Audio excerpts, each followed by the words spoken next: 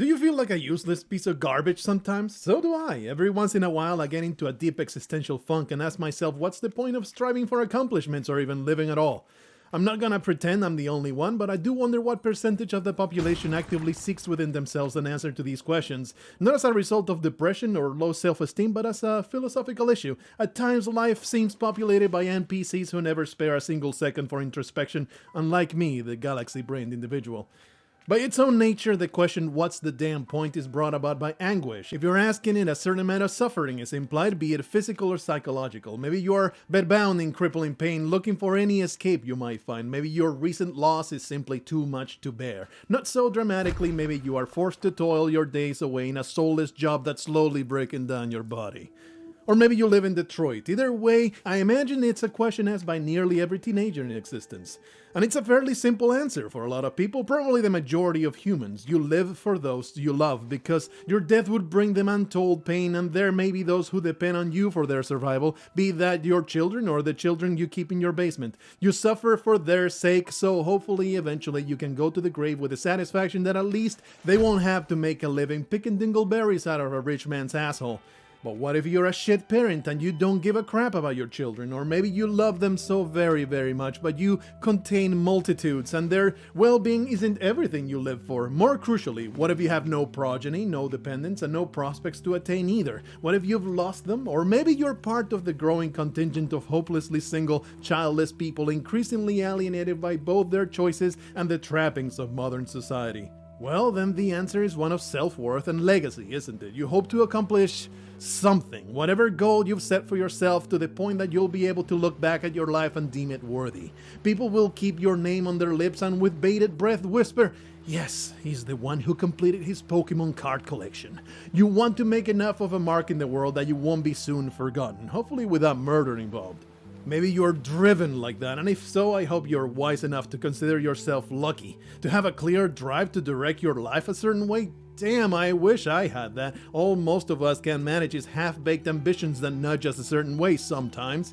And that's for the people that can afford to have a goal beyond survival, although maybe you can afford it, but you don't see the point, because what is the point, really? Congratulations, you made a slightly bigger blip in your infinitesimally tiny existence. I mean, I know Neil deGrasse Tyson and Rick and Morty have made it trite to point this out by now, but you only need to zoom out from our planet a little bit to understand how very small and inconsequential we are in the context of history.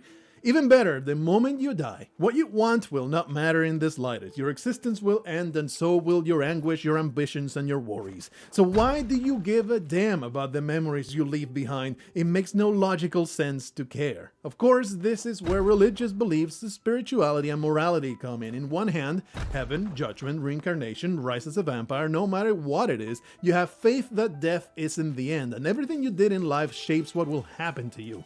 So better behave and conduct yourself in a way that's worthy of 40 virgins worshipping your cock. On the other hand, maybe you don't think there'll be an afterlife, but you believe we are here for a reason, a higher purpose, and your life was part of that purpose, because otherwise, what's the damn point?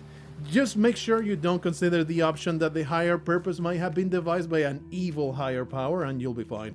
On your third hand, it may be a strong moral system that guides you to leave everything well tied behind you and live the best life you can, because that's the right thing to do. That's the group I strive to belong to whenever I achieve post-nut clarity. Notice the absence of a moral judgment in all of these answers, by the way. I'm not concerned for whether you're a paragon or a renegade, whether you're a zealot or a good Samaritan. I'm only concerned with the presence of purpose. And it's all bullshit. All these reasons, there's something off about them, isn't there? They're too high level, too deliberate. Underneath them all writes something that's much closer to the truth. And the truth is that we live because we must.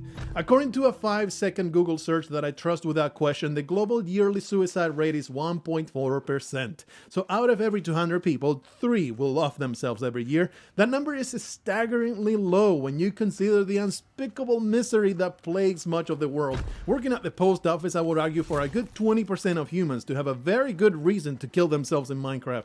But humans live because they must, like dogs, like chimps, like herpes, plants, hells, all life. It is hard-coded in our nature, and only outliers defy that biological imperative with a jump off a 30th floor or an extension cord around their neck. Our high-level reasons to live and thrive are the layers of motivation and often delusion produced by a restless intellect. They are the symptoms of life's relentless drive for self-preservation and self-replication. They simply need to be a bit more complex than the standard fare in the animal kingdom, so we can fool ourselves into thinking we're a special and unique product of Xenu's loins. This conclusion might sound depressing or annoying or misguided depending on who you are and what you believe, but the intent is the opposite. It is in fact liberating as far as I'm concerned. It is the guiding light at the end of your existential tunnel, because when you finally understand that you live because you must, then the natural course of action is to slay as much pussy as possible. The natural course of action is to make it the best life possible, because if you must live, it follows that it should be the best life you can make. You should strive to be the best version of yourself that there could be, because otherwise what is the point? Pursuing the hollow pleasures of hedonism until you can no longer get it up? Do I need to echo a million self-help gurus and tell you how empty it is to always chase the dragon? Or are you going to succumb to self-loathing to the point that you don't try to do better because you don't think you can be or you don't deserve it, so you choose to while your life away like it has no value? And of course, it has no intrinsic value. You're just another pile of meat in a sea of flesh. And the only value you have is the one you will into being through toil and sacrifice and love. But no, you were born, you played video games, and then you died. You were born, you hated yourself, and then you died. What a tragedy of apathy. What a waste of perfectly good meat. You can probably tell by now that I'm approaching this question from a secular angle because I am a non-theist, which I always make a point to distinguish from an atheist, because being an atheist invokes an image of a smug feather-tipping know-it-all who'll sneer at the faithful with neck-bearded abandon. They've soured my perception of them by preaching their atheism with a fervor that mirrors the fanatics they scoff at. That's why I make the distinction, because non-theism is the simple absence of belief, while atheism has become belief in the absence. So I don't sneer at the faithful. I used to as a teenager, but 15 years of marriage to a non-church affiliated Christian woman have taught me a fair deal of diplomacy. And when exactly was the last time a sneer brought anyone to your side of the argument? As a matter of fact, despite the well-documented evils of zealotry and organized religion, I regard moderate religiosity as a net positive for society at large, because those good old Mormon values nudge your average man toward doing good and productive things for their community when they otherwise wouldn't give a damn. And who else is going to rebuild my house after the tornado strikes? I sure as hell wouldn't give a crap about yours. So I realize this line of reasoning doesn't do much for you if you hold religious beliefs. Well, you know, I may find those beliefs implausible or absurd, but I respect your right to believe them, so you can disregard what I'm saying and follow your creed of choice as long as it doesn't involve plunging a sacrificial dagger through my eyeball to appease Shaglaroff, because you're much better off being gently guided to kindness by your creed than you would be if you joined the ranks of the hollow faithless.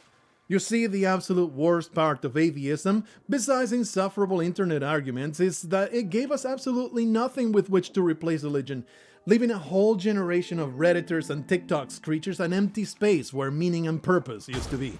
The hollow faithless are the orphans left stranded by every source of motivation. Those that live without desire for dependence to claim on their tax forms, devoid of a strong drive to direct their steps, left without a mentor to inculcate a rock-solid set of morals to rely upon, left without faith to justify their existence.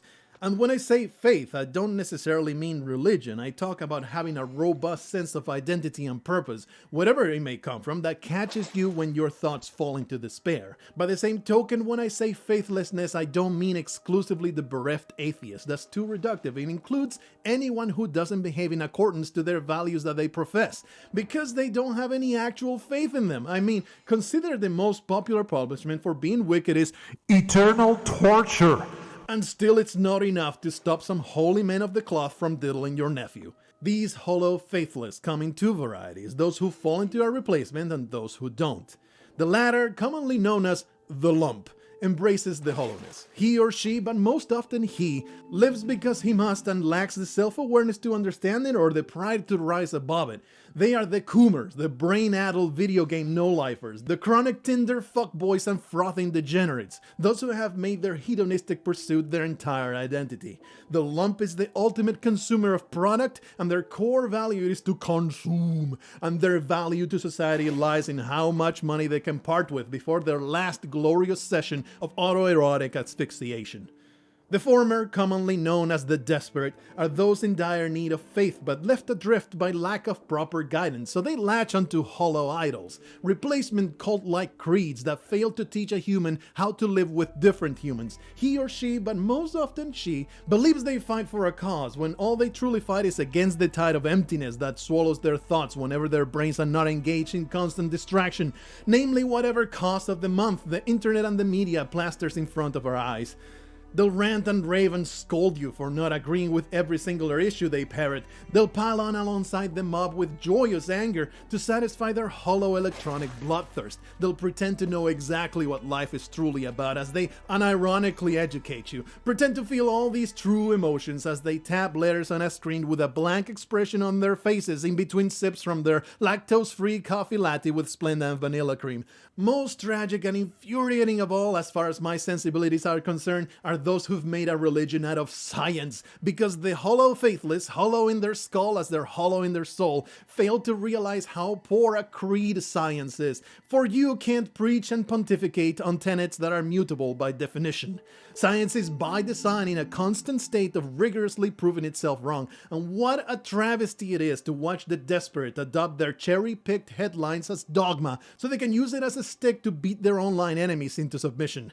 People who forget once upon a time it was sound science to say that your humors were out of balance, who make asking questions into secular blasphemy, never understanding that the pursuit of science is to scrutinize everything to an obnoxious degree, and any pertinent question that goes unsatisfied only means the scrutiny should go even further. It's a factual statistic that 99% of all science in history has been proven wrong. That's the desirable outcome of a large chunk of all research, and yet we continue to smugly declare the science is clear for conclusions drawn from a handful of studies conducted by the Clown Institute of Barf in the span of 3 months. So praise be to the flat earthers, I say, for they remind us all that no stupid question is too stupid to go unanswered. By now you may be sitting there saying, you talk about all these people judging them, so what about you, Blargo? What about you, Mothman? What do you live for? Well, 50% I live to be with my wife because I found myself a girl that finds happiness in feeding me, so I'm going to make sure she's well taken care of. But I'm a man who contains multitudes, and so the other 50% is provided by the video game you've been watching on the screen this whole time,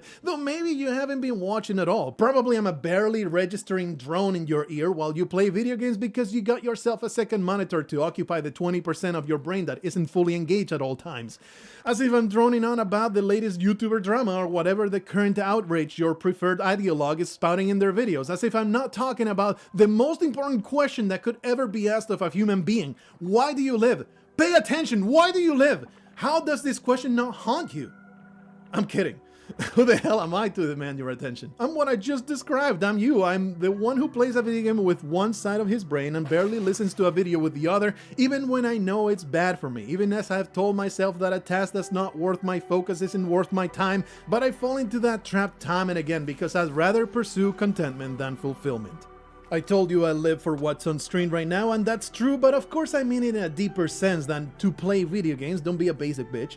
This game right here is Gris. And it's the best visual example I could come up with to go with all these words, because Gris is one of the greatest, most gorgeous works of art the human species can produce.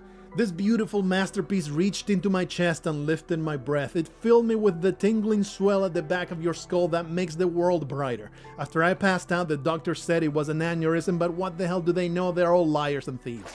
Throughout my life, there have been similar works of art that have provided that feeling. Not necessarily beautiful or wholesome, but momentous. The sort of feelings that create memories to stay in your chest forever.